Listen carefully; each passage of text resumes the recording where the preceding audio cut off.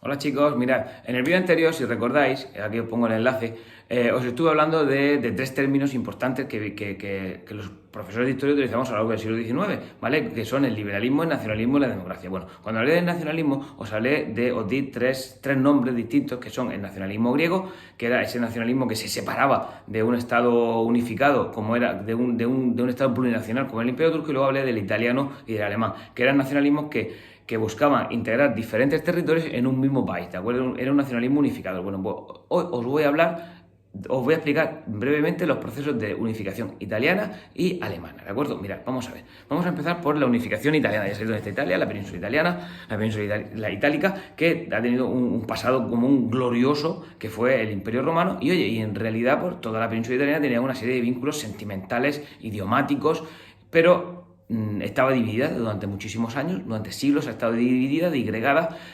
y muchas veces dominada por otros territorios o por otras potencias. Por ejemplo, España durante muchísimos años tuvo la posesión del Reino de Nápoles, pero es que, por ejemplo, en el norte, todo el norte de Italia estaba bajo la influencia de Austria. Después del Congreso de Viena en el año 1815, Italia se quedó dividida en 7 reinos, ¿de acuerdo? Bajo la influencia, el norte, sobre todo bajo la influencia de Austria. Bien, pues en el norte es decir, el sentimiento nacionalista italiano poco a poco fue creciendo y sobre todo al ver cómo, por ejemplo, Grecia conseguía la independencia, otros países como Bélgica conseguían la independencia, entonces, pues, ese nacionalismo italiano empezó a resurgir.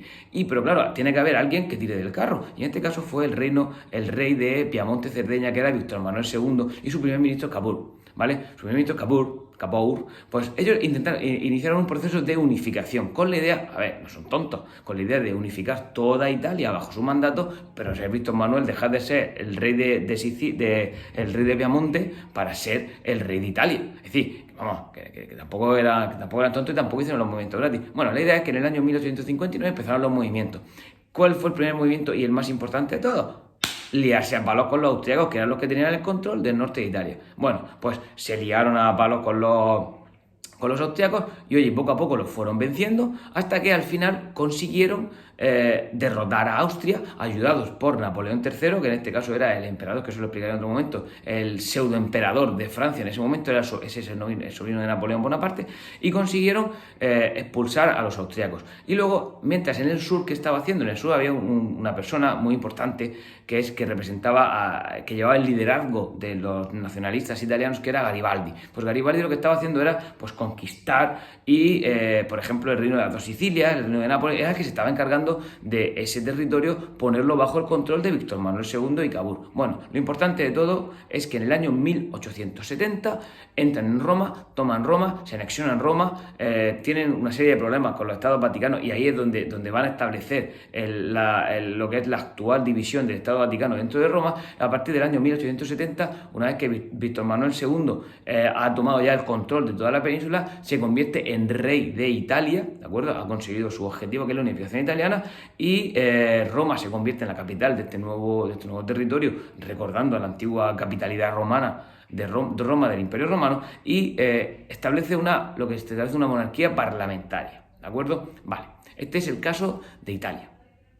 En cuanto a la unificación de Alemania, ocurre algo bastante parecido a lo de la unificación italiana. Mirad, después del Congreso de Viena, Alemania estaba dividida en 39 pequeños estados y que todos ellos formaban una confederación, aunque eran reinos distintos, ¿vale? Formaban una confederación de estados que estaba dominada por dos grandes estados, Prusia en el norte y Austria en el sur. Vale, tanto Prusia como Austria tenían ideas opuestas de que Austria y Prusia no se iban a unir, es decir, eran dos reinos muy importantes, ¿vale? De hecho, ya sabéis que Austria, por ejemplo, es la que ha hablado, en el punto anterior, la que ha hablado de que estaba controlando el norte de Italia. Por tanto, estamos hablando de que Austria es un país, es un reino muy importante, al igual que Prusia en el norte era otro reino muy importante, ¿vale? Bien, poco a poco fue surgiendo una idea, un nacionalismo alemán, es decir, nacionalismo alemán recordando el Sacro Imperio Romano Germánico allá por los albores del año 1000.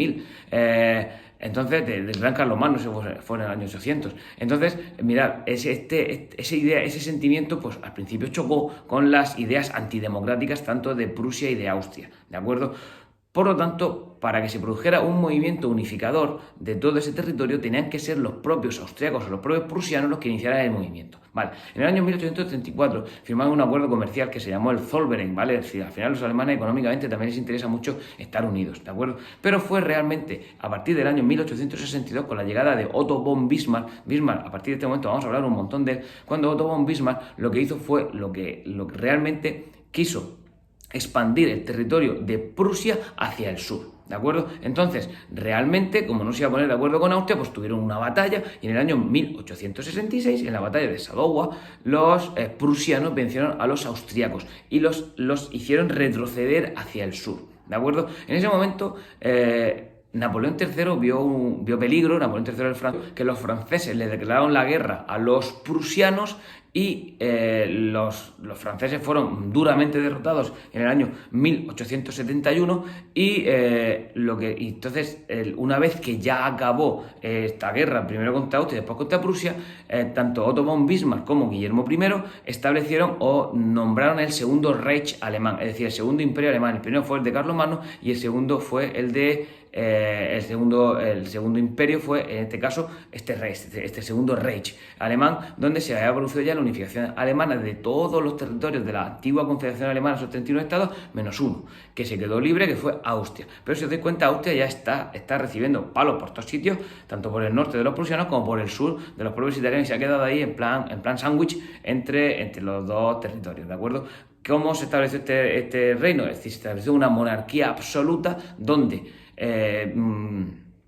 Guillermo I era el Kaiser, era el líder, era el rey absoluto, y su primer ministro con muchísimo poder, era Otto von Bismarck, ¿de acuerdo? Así que ya os he explicado de una forma breve y rápida las dos unificaciones, tanto la italiana como la alemana, y han nacido dos grandes países que a partir de este momento van a dar mucho que hablar en toda la historia, pero no os hago más spoilers, simplemente deciros que Mussolini era italiano y Hitler era austríaco-alemán, ¿de acuerdo? Eso ya os explicaré en el futuro qué diferencia hay, ¿de acuerdo? Venga, chao, espero que os sirva y os explique y os quede claro esta parte de la historia. Interesantísima, por cierto.